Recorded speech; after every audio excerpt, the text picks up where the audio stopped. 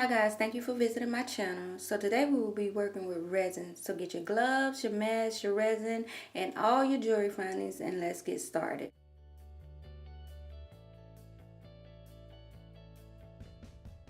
Okay, so what we're going to do, we're going to use 2 fluid ounces for our resin and then 2 fluid ounces for the hardener.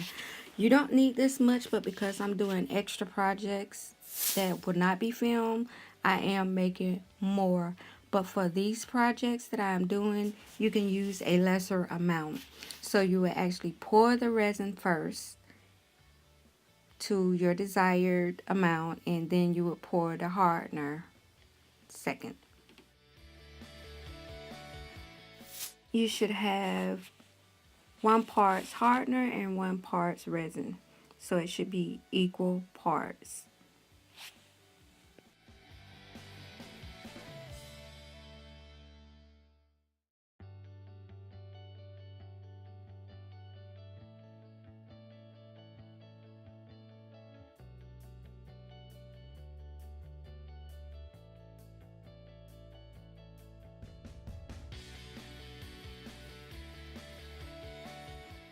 So now we are going to thoroughly mix our solutions together and make sure they're evenly distributed throughout of our container. Or if we do not do that, then it's not going to harden and it'll just stay sticky. So as you can see, we can have bubbles right now. So what we want to do is we want to eliminate the bubbles. But before we do, we're going to allow it to stand for 5 minutes. And then we're going to go and take a lighter and just go lightly over the top of the bubbles to pop the bubbles with the light.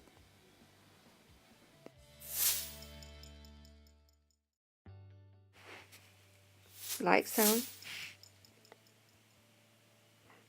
And once that's completely done, we are ready to start our pouring.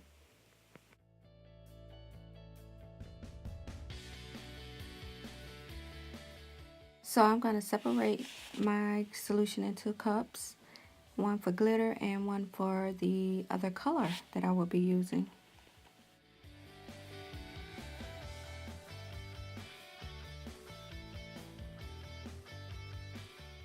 So the purple color that we will be using, I'm actually just doing a test to see how well it responds to the resin.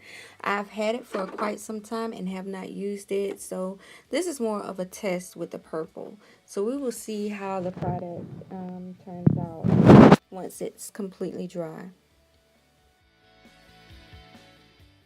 So we have our glitter already in, and we're going to stir it thoroughly, and we're going to do the same thing for our purple.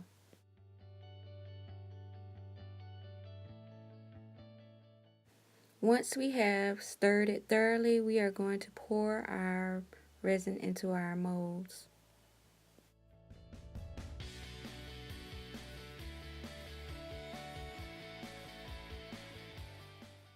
And just in case you're wondering, the molds that I have, they are, and I don't know why I can't say that word, but I bought the molds from Mia Molds, I believe, and I bought them 3 years ago. I know they're the hard case or the hard plastic. I really like the flexible molds because they're easier to remove the resin. But these are some that I had on hand, and so I decided to use those. But check out Mia Molds.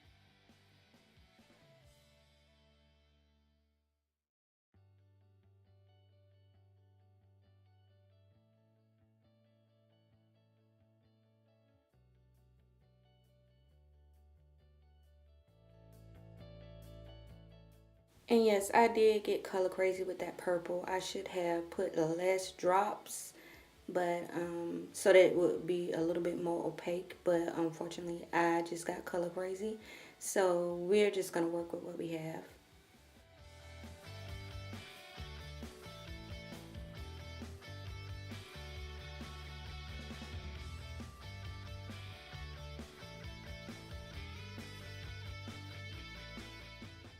So here we are, we're adding our gold flakes.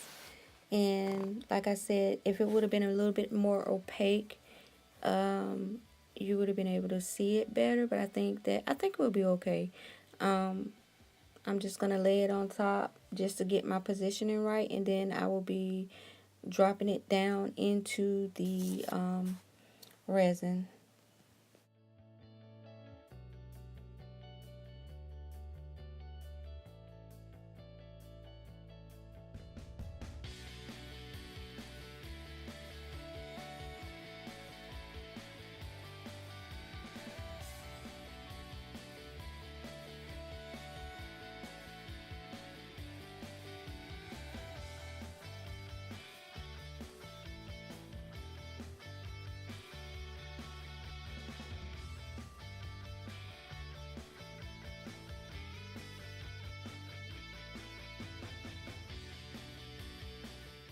So we finished that step. So as you can see, I am now going to cover the pieces with the piece of plastic that I had laying around. And this is just to keep the dust particles or anything that just might happen to float on by. We don't want that in our piece, so we're going to cover it up for protection. We're going to allow it to cure. We're going to come back tomorrow, 24 hours, and then complete our design. Okay, so we're back, guys, and what we're going to do now, we're going to remove our pieces from our mold. They have cured, and we are ready to pop these babies out. So here I am just trying to get it out. It's a tedious process, so when you have time, you might need to just sit and just while you're watching TV or whatever and just pop these things out, because it is a tedious process. And being that these molds are hard, the pressure that you have to use sometimes can be quite, yeah, it hurt. Just be honest, it hurts. But I'm pulling it out right now, and we're gonna see how it turned out. It's cute. So here we are, we're getting the rest of them, and I'm going to show you the difference between the flexible molds and the plastic molds, which is basically, I like the depth of the plastic molds because it just, I don't know if it's a detail thing but it gives a lot more detail to you, for you. But here is the silicone molds. They're quite flexible. They have some details and not as deep though, but they're so easy to come out versus the plastic molds. But both have their benefits. Just showing you how the depth of it, and see, watch how easy it comes out. So freaking easy. I didn't even have to do anything, and I'm always dropping stuff, right? So yeah.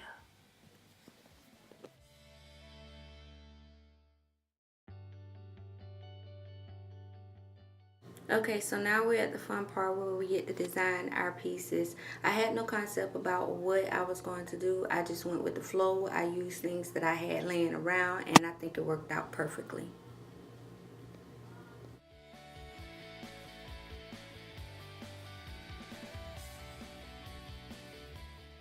So to get my jewelry pieces stuck to my resin pieces, what I had to do was use a stick pin with a little bit of glue on it, and rub it on the back of the piece and attach it to the resin piece.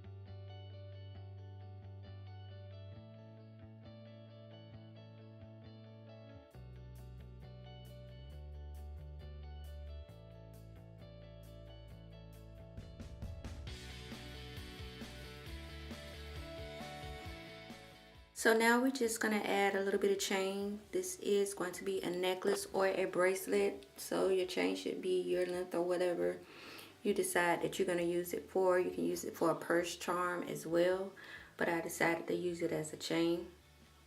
And this is the one that I really love. I did not trim the edges just yet, but for the red I will go back and trim the edges of that so that it would look more neater, but I would do that afterwards. But this is super simple for this design. I tried to make it as painless as possible.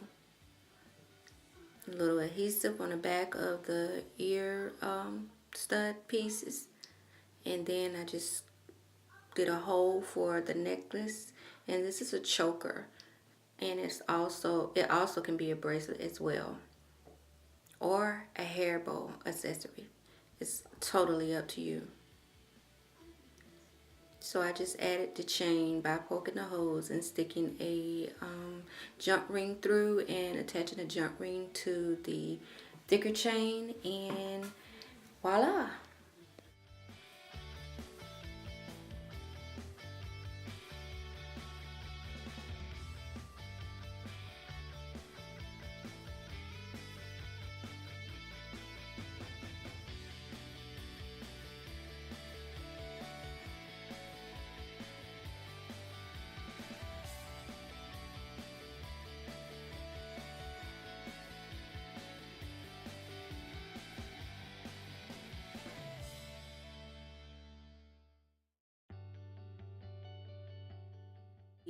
Claps to the back of the necklace along with some chain extensions, and then we'll be done.